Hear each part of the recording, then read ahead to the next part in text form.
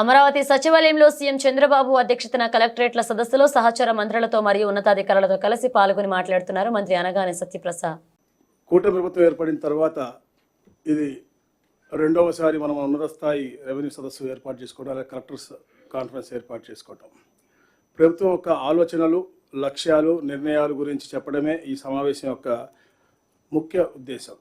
మీ అందరికీ తెలుసు, గత 5 సంవత్సరాల పరిపాలనలో మనకి వచ్చినటువంటి వారసత్వంగా వచ్చినటువంటి అంశాలు ఏంటి అంటే అప్పులు, భూ కబ్జాలు, డ్రగ్స్ మాఫియా, ఈ మాత్రమే వచ్చినాయి.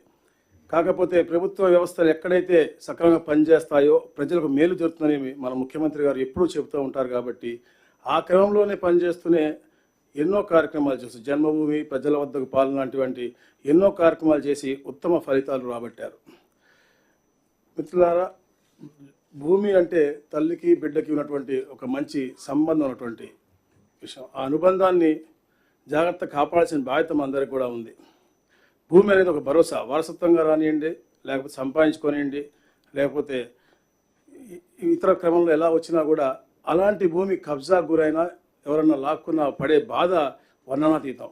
అలాంటివన్నీ కూడా గత 5 సంవత్సరాలు జరిగినాయి. కాబట్టి ఎందుకంటే గత 5 సంవత్సరాల్లో ఎక్కడ ఖాళీ ప్రదేశం దొరికినా, అది ప్రైవేట్ది కానీ గవర్నమెంట్ది కానీ ఏది ఉన్నా కూడా రాబందుల్లాగా గత పాలకులు, వారి యొక్క అనువాయులు అందరూ కూడా పడి తీసుకున్న పరిస్థితి మనం చూసాం. అందుకనే ఈ కూటమి ప్రభుత్వం వచ్చిన తర్వాత వెంటనే ఏదైతే మాట ఇచ్చామో దాని ప్రకారంగా ల్యాండ్ టైటిలింగ్ యాక్ట్ రద్దు చేశాం.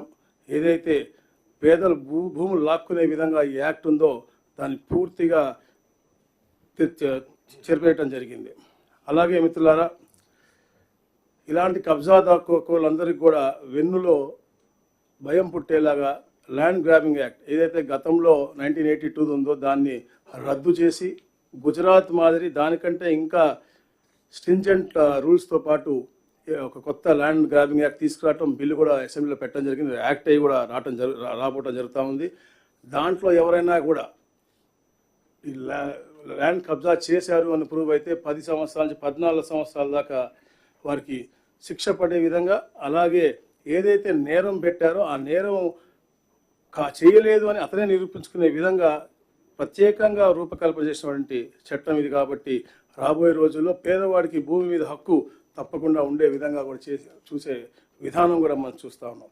అలాగే మిత్రులారా, ఏదైతే గత ప్రభుత్వం ఫ్రీ హోల్డ్ అని చెప్పి పేద ప్రజల అసైన్మెంట్ భూములు 20 సంవత్సరాలు పూర్తయిందని చెప్పి తీసుకున్నారు. మనం చూస్తూ ఉంటే దాంట్లో 9,26,000 ఎకరాల్లో 4,21,000 ఎకరాలు అన్లాఫుల్గా జరిగిందని చెప్పి కూడా మీరందరూ కూడా నిర్ధారించడం జరిగింది. అంటే దాదాపుగా 45% అన్లాఫుల్గా జరిగిందని చెప్పి మీరే గౌరవ కలెక్టర్ గారు అందరూ చెప్పారు. కాబట్టి దాని మీద కూడా కఠినతరంగా వాళ్ళు ఎవరైతే తప్పుదోవలు తీసుకున్నారో వాళ్ళకి గుణపాఠం వచ్చే విధంగా తదుపరి కార్యాచరణ కూడా తప్పకుండా ముఖ్యమంత్రి గారు చెప్తామని చెప్పేసి కూడా తెలియజేస్తా ఉన్నాం. అలాగే ఏదైతే 10 ఏళ్లలో అమ్ముకోవచ్చని చెప్పి ఇళ్ల పట్టాలు ఇచ్చారో దాంట్లో కూడా పెద్ద స్కామ్ జరిగిన విషయం మీ అందరికీ తెలిసిందే. ఏదైతే 22,80,000 లబ్ధిదారుల పేర్లు నమోదు చేసుకుని వారు ఇళ్ల పట్టాలు ఇచ్చుకున్నారో, రిజిస్ట్రేషన్ అప్పుడు పిలిస్తే 7,08,000 మంది గైరాజయ్యారు. అంటే వారి అనువాయులు, బినామూల పేరు మీద తీసుకున్నటువంటి పరిస్థితి. కాబట్టి తప్పకుండా వాళ్ళపైన కూడా చర్య తీసుకునే విధంగా, అలాగే ఎవరైతే ప్లాట్లు తీసుకున్నారో వాళ్ళకు కూడా మళ్ళా అమ్ముకుని ఉంటే పిఓటి కింద తగిన చర్యలు కూడా తీసుకోవాల్సిన అవసరం ఉంది. అలాగే ఏదైతే గత సంవత్సరంలో 45,000 ఎకరాలు అసైన్మెంట్ చేశారో కేవలం వాళ్ళ పార్టీ నాయకులకు ఇచ్చారని చెప్పి అది కూడా స్పష్టంగా మనకు తెలుస్తూ ఉంది. కాబట్టి ఏదైతే మనం ఈ యొక్క రెవెన్యూ సదస్సుల్లో మనం వెళ్తా ఉన్నాము, ఎందుకంటే హైయెస్ట్ గ్రీవెన్స్ వచ్చినటువంటి డిపార్ట్మెంట్ రెవెన్యూ డిపార్ట్మెంట్.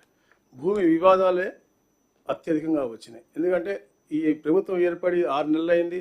6 నెలల్లో టోటల్గా వచ్చినటువంటి ఫిర్యాదు దాదాపుగా 98,000, అంటే రెవెన్యూ అండ్ స్టాంప్స్ రిజిస్ట్రేషన్ కలిపి. దాంట్లో దాదాపుగా 60% మనం రిజాల్వ్ చేశాము. అయినప్పటికీ కూడా ప్రతి ఒక్క సమస్య కూడా వారి దగ్గరికి వెళ్ళి సమస్య పరిష్కరించాలి. ఏదైతే పరిష్కరించగలమో అక్కడే పరిష్కరించే విధంగా కార్యాచరణ రూపకల్పన చేసుకుని మనం 6వ తారీఖు నుంచి రెవెన్యూ సదస్సులు చేస్తూ ఉన్నాం.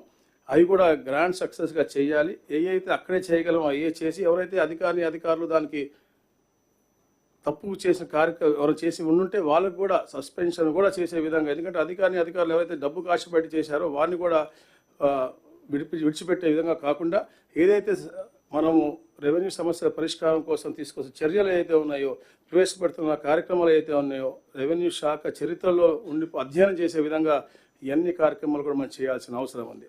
అలాగే మిత్రులారా, ఏదైతే రీసర్వే కింద వచ్చినటువంటి అపోహలు కూడా దూరం చేసే విధంగా, అలాగే ఏదైతే రీసర్వే ఒక ప్రతిష్టాత్మకంగా మనం చేయాల్సిన అవసరం ఉండింది.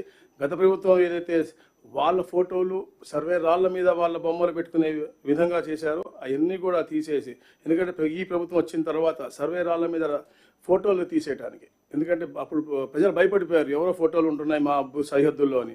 అలాంటివి ఉండకుండా ఉండటానికి కోసం కూడా 12 కోట్ల రూపాయలు ఇవ్వడం జరిగింది. అలాగే ఏదైతే భూ హక్కు పత్రాలు ఉన్నాయో, ఏదైతే పాస్బుక్లు ఉన్నాయో దాంట్లో కూడా వారి ఫోటోలు వేసుకునే చేశారు. కానీ రాజముద్రతో తప్పకుండా అద్భుతమైనటువంటి పాస్బుక్లు, దాంట్లో కూడా QR కోడ్, ఆ ల్యాండ్ యొక్క మ్యాప్ కూడా ఉండే విధంగా అద్భుతమైన కార్యాచరణ చేస్తాను. కాకపోతే రీసర్వేలో వచ్చినటువంటి 2,80,000 అర్జీలన్నీ కూడా ఏదైతే గ్రీవ్స్ ఉన్నాయో అన్నీ కూడా సాల్వ్ చేసి అవన్నీ కూడా అప్పుడు నూతనమైన పాస్బుక్లో రాజముద్రతో వేసినటువంటి పాస్బుక్ కూడా తప్పకుండా వారికి ఇవ్వడం జరుగుతూ ఉందని చెప్పేసి కూడా నేను చేస్తూ ఉన్నాను. అలాగే రెవెన్యూ సదస్సులో కూడా ఈ రోజు దాకా దాదాపుగా 31,324 గ్రీవ్స్ వచ్చినాయి. దాంట్లో ఇన్స్టెంట్గా 400 చేయగలిగాం. అంటే ఇన్స్టెంట్గా చేయగలిగినటువంటి 400 కూడా ఇన్ని రోజులు ఎందుకు చేయలేదని కూడా మనం కూడా అధ్యయనం చేసుకోవాల్సిన అవసరం ఉంది. రాబోయే రోజుల్లో గ్రామస్తులకి వారి దగ్గరికే మనం వెళ్ళి ఏదైతే మీ భూమి మీ హక్కు అనే థీమ్తో మనం ఈ ప్రోగ్రాం పెట్టామో తప్పకుండా దాని గ్రాండ్ సక్సెస్ చేయాలి. రాబోయే రోజుల్లో ఎక్కడ కూడా సమస్యలు లేకుండా ఈ రాష్ట్రంలో మనం ఒక మంచి ఆదర్శవంతమైన పరిపాలన ఇవ్వాల్సిన అవసరం ఉంది. ఎందుకంటే ఒక రాజకీయ నాయకుడికి అతని యొక్క టెన్యూర్లో, అతని కాన్స్టిట్యున్సీలో అవ్వచ్చు, అతని జిల్లాలో అవ్వచ్చు, అతని స్టేట్లో అవ్వచ్చు, అతను చేసినటువంటి అభివృద్ధి కార్యక్రమాలు అంటే ఉపాధి కల్పన కానీ, రోడ్లకు కానీ, లేకపోతే హాస్పిటల్ అవ్వచ్చు, హాస్టల్స్ అవ్వచ్చు, అతను చేసినటువంటి పనులు అతని యొక్క వ్యక్తిత్వాన్ని ప్రతిబింబిస్తుంది. అలాగే IAS ఆఫీసర్